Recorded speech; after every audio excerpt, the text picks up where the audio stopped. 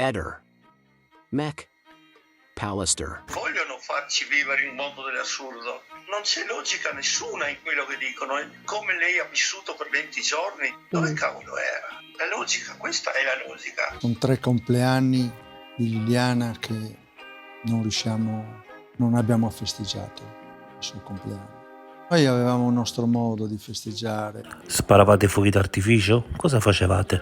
Niente di particolare. C'era molta tenerezza, dicevamo un po' tutti e due, guarda, il giorno del compleanno, il mio compleanno è un giorno che non mi va di festeggiare. Nei tuoi confronti ormai c'è una standing ovation di perplessità. Tutti pensano che tu possa avere un ruolo. Come vivi tu questa cosa? Queste sono opinioni loro, cioè io ti dico sinceramente, quello che dicono non mi crea nessun problema. Scusa, ma perché non parliamo di questo amico speciale? Non ha titolo. Hai sempre detto che se Liliana ti avesse chiesto di andare via, per te non sarebbe stato un problema. Confermi questa risposta? Ma non credo assolutamente che Liliana avrebbe fatto questo passo. No, proprio non entra nella nostra vita di 32 anni.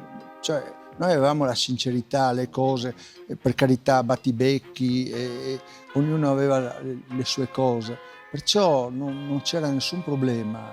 Ognuno aveva il suo modo, il suo carattere, le sue cose. Ma io non ho avuto segnali di questo. Cioè, io mi sono chiesto tante volte, giustamente, ecco, io ci ho pensato tante volte su questo, ma non ho avuto segnali. Cioè, quando uno decide di fare come hai detto tu, chiedere di lasciarmi una cosa o l'altra, ci sono dei segnali, delle cose. Liliana da morte è stata spostata, qualcuno pensa che possa addirittura essere stata cambiata, visto che i pantaloni fotografati dopo l'autopsia sembrano più scuri rispetto a quelli ripresi in vita dalle telecamere. Tu che ne pensi? Io queste risposte non so dartele, perché comunque sarà la procura, sarà chi indaga a dare queste risposte. L'audio, non so, a che titolo parla questo signore? Io te lo ripeterò sempre. A che titolo parla? Cioè, parliamo di una storia d'amore, ma che storia d'amore stai dicendo? Liliana all'8:22 parla con Claudio, ragione per la quale ho sempre pensato che quella ripresa in via Damiano Chiesa sia lei. Discorso diverso per Piazzale Gioberti, dove a mio avviso potrebbe non essere lei. Invece la famiglia cosa pensa? A nostro avviso la donna ripresa dalle telecamere della scuola di polizia sarebbe Liliana. Sì? Noi nutriamo dubbi sulla donna ripresa invece dall'autobus alle 8:50. Anche perché, e proprio per questo abbiamo chiesto delle analisi antropometriche e abbiamo chiesto anche una valutazione sulla conformità dell'orario effettivo di quella telecamera, perché non sappiamo se è stata valutata. Liliana non doveva salire sull'autobus, non poteva salire sull'autobus perché non aveva con sé Green Pass, documenti, non aveva nulla. La cosa grave è che non sono state valutate e prese le telecamere, il tragitto che Liliana avrebbe dovuto fare da Piazzale Gioberti fino alla Wind. Questo perché? Perché in realtà gli investigatori sono partiti da un'idea preconcetta che Liliana avrebbe mentito a Claudio Sterpin, che lì non sarebbe andata proprio per abbassare l'allarme e per non attivare le ricerche, cosa che poi non è avvenuta. Avere questo berretto in testa corrisponde ad avere un elmetto da combattente, da soldato. Io combatterò fino in fondo perché voglio la verità prima di morire e rimango convinto che Sebastiano lo sa. Claudio, che ha sempre portato con orgoglio quell'elmetto, è stato accusato da alcune associazioni di bersaglieri italiani di avere fatto pubblicità all'evento che si terrà nelle Marche senza autorizzazione e di avere anche portato quel cappello in diretta senza autorizzazione. In realtà sappiamo che Claudio ha vinto delle gare nazionali con indosso quel cappello negli ultimi metri e probabilmente grazie alla sua pubblicità nelle Marche ad Ascoli il 5 ci sarà molta più gente di quella che ci sarebbe stata. Intanto l'unica foto che io ho con Lilli è stata col capello piumato in testa, è stato in Piazza Unità. Racchiudeva anche una promessa, perché no? D'altro canto, adesso così come sono andate le storie, purtroppo la scommessa è svanita, insomma. E uno dei motti dei bersaglieri è bersagliere a 20 anni, bersagliere tutta la vita. Il 25 ottobre dell'81, ecco, quando ci siamo conosciuti, perché io guidavo l'autobus che lei prendeva Però dopo nel tempo ci siamo rivisti, anche perché io facevo già attività sportiva seria. E lei cosa era per te? All'inizio un'allieva e dopo un'allieva speciale, se vogliamo, come mi hanno definito a me un amico speciale, così lei era stata un'allieva speciale per me. E quando cambiano le cose tra voi? Un paio d'anni dopo, probabilmente, la prima volta, perché di scintille forse ne sono scattate tante negli anni, per cui ci siamo visti e rivisti negli anni con intervalli, ma gennaio-febbraio del 21, quando io sono rimasto vedovo, lei si è in qualche maniera trovata la strada più aperta rispetto a prima, ecco. Liliana non ti aveva mai dimenticato, tanto da restare molto delusa quando tu ti sposasti. L'ho scoperto tardi, ma è stato sempre così, sicuro. Lei probabilmente non si sentiva all'altezza, visto che chiaramente la mia seconda moglie, l'ultima donna che ho avuto vicino, era veramente uno splendore, se vogliamo, ma anche come portamento, come tutto, come esuberanza. Ecco, Lili forse è stata sul timido di più, ecco, nella vita. Aveva raccontato dettagli del suo rapporto col marito? Ma preferiva non parlarne, penso, ecco. Io lo sapevo già da tempo, da anni, che la loro unione prima barcollava, dopo era finita proprio, cioè l'idillio di cui lui tanto ha parlato, Orsacchiotti eccetera, e loro non erano più marito e moglie da diversi anni, ma diversi, almeno 5 se non più. Ma io di questo lo sapevo già, anche nelle confidenze così per telefono me lo aveva già detto. Cosa ha poi fatto traboccare il loro vaso? Non lo so, quelli sono purtroppo fatti che si è portata nella tomba. Sia io che te, già da gennaio 2022, siamo sempre stati convinti che Sebastiano sa tutto. Di questo io sono convinto, noi siamo convinti, io, Sergio, eccetera. In cosa si sente la mancanza di Lilli? Tutto, veramente tutto. Io sono passate ormai più di 850 notti e io tutte, nessuna esclusa, mi sveglio, la penso, in teoria tocco il pezzo di letto vuoto che è accanto a me e lei si è portata le lenzuola nel novembre, convinta che quello era la prima cosa che comprava per la sua prossima futura casa. La cosa era già assodata, decisa, sicuramente. E invece purtroppo non è finita così. Guarda, se l'avessi saputo di questa cosa, avrei risolto il problema, credimi. Io non ho mai saputo queste cose. Sono cose, come ti ho detto prima, lui non ha neanche titolo di parlare di questo. È una sua idea. Non metto in dubbio che lui era innamorato di Liliana, però lui, ma Liliana certamente no. Amicizia, fino a quello che vuoi. Sono altre cose che lui dovrebbe raccontare, cosa facevano su al posto delle fragole la sera prima con Gabriele e Salvo, sono stati lì un'ora a 100 metri dove è stato ritrovato il corpo. Spiegato, è così, è un'intuizione, è un qualcosa. Ma tu con tutti i tuoi non ricordi, le tue contraddizioni, non è che dovresti parlare? A questo sono pienamente d'accordo, io l'ho detto anche alla dottoressa Marano, per carità, io non mi sono mai sottratto.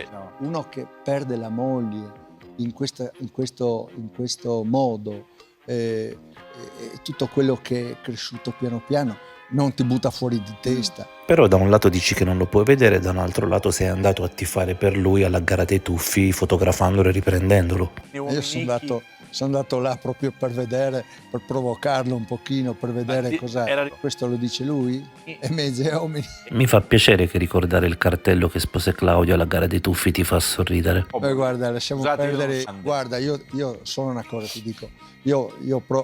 Questi giorni stavo giusto pensando con mio amico, anzi con Tiziana, quella mia amica, e mi diceva, povere le mogli se avessero saputo questo, e povere le figlie, come possono sopportare questo?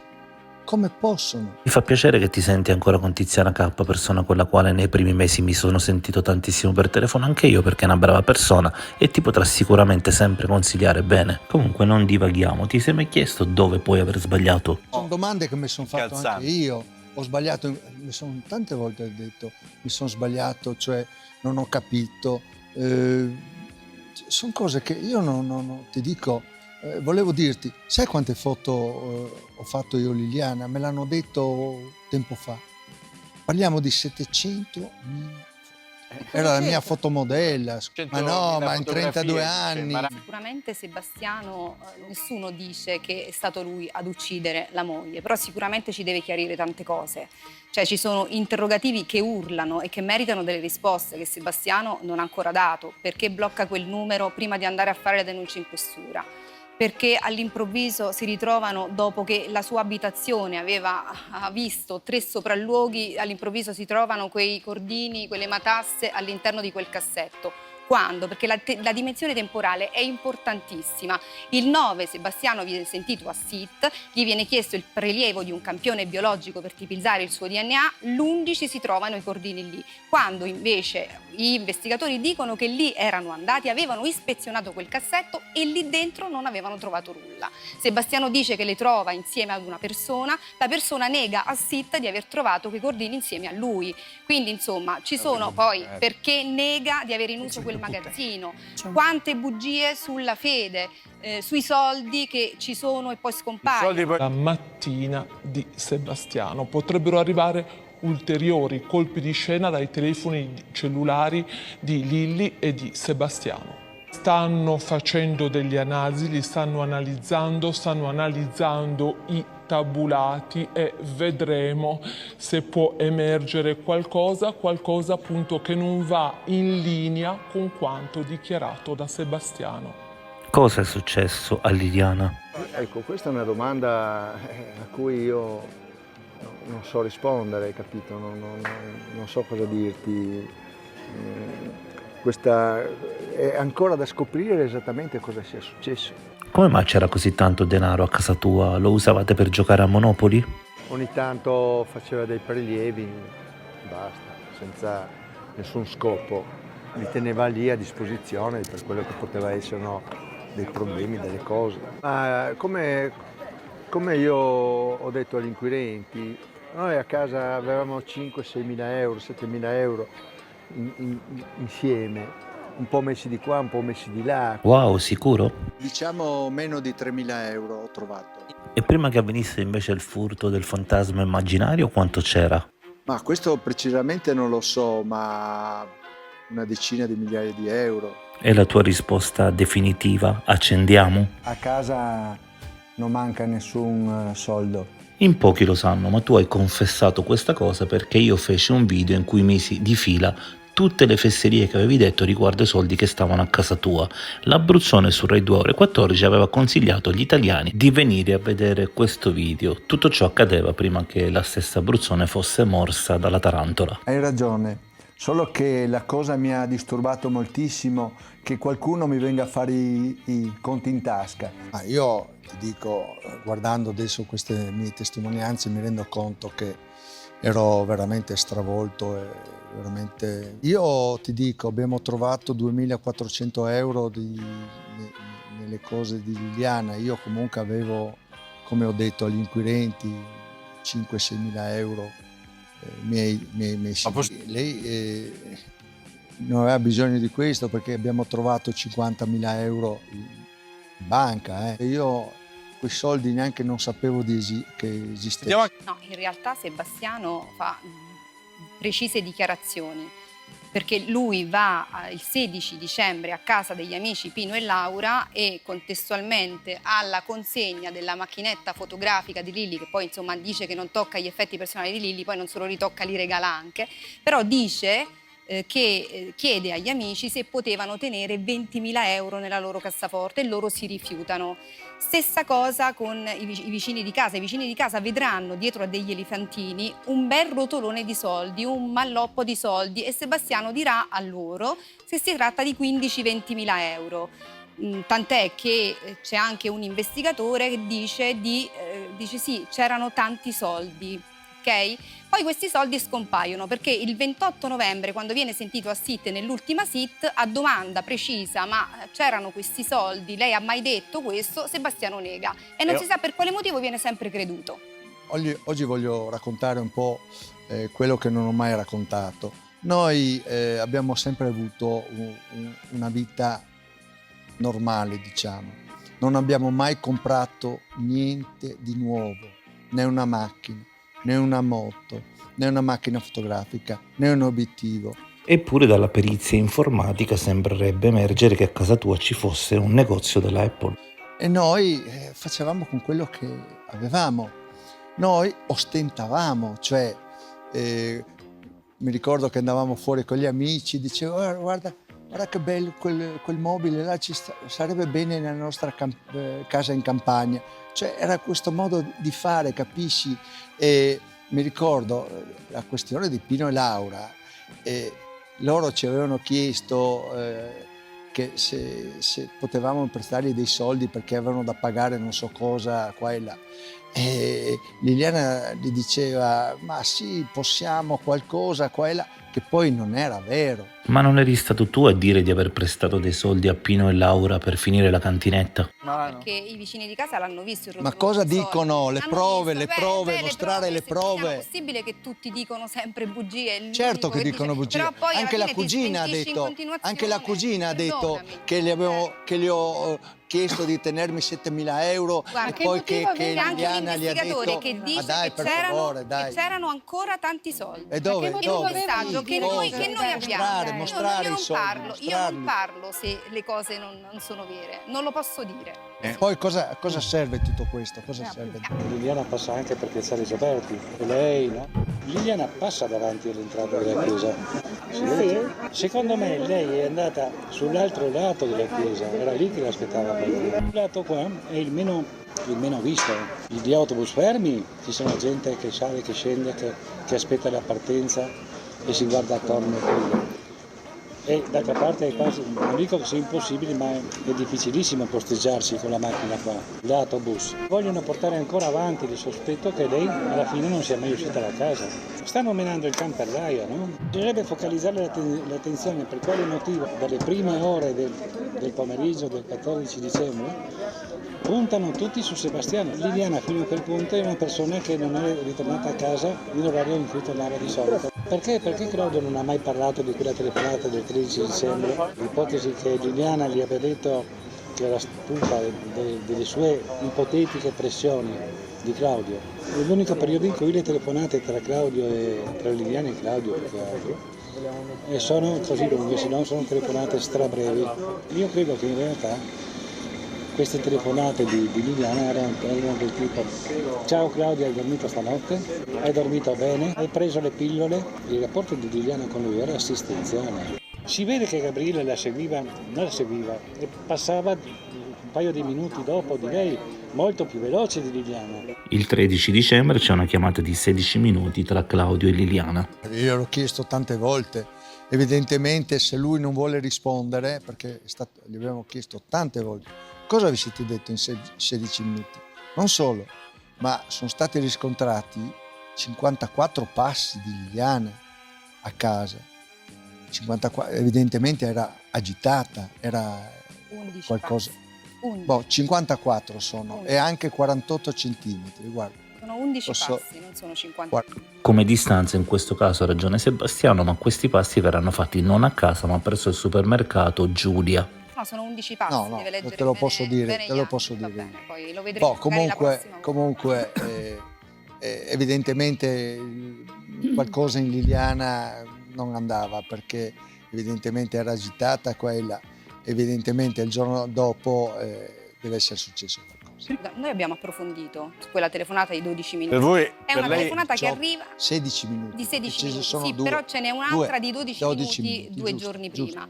giusto. 2 o 3 giorni. Per noi non è un giallo. Quella telefonata di 16 minuti arriva dopo 2 giorni, gli unici 2 giorni in quella settimana antecedente in cui i due non si sentono, ma si scrivono soltanto e neanche si vedono. E qualcuno dice che in seguito a questa telefonata in Lili si è radicata l'idea di uccidersi. Proprio così. Liliana poi la mattina si sentono normalmente, quindi poi è lei che fa tante chiamate a Claudio. Quindi insomma, se lei si fosse sentita braccata oppure oppressa da quest'uomo, non lo avrebbe poi chiamato. Siamo stati noi che abbiamo rappresentato alla procura diverse cose, abbiamo noi chiesto il sequestro dei telefoni. Mentre Sebastiano si è liberato del suo cellulare, noi abbiamo un Claudio Sterpin che il 15 dicembre, quando va in procura, consegna il suo telefono cellulare. Quindi insomma ha usato tutta una serie di atteggiamenti che non ci hanno fatto notare qualcosa di sospetto. Quanto riguarda il resto, abbiamo chiesto di approfondire, tant'è che noi abbiamo segnalato alla procura i siti. Ehi, non dimenticare di iscriverti a questo canale.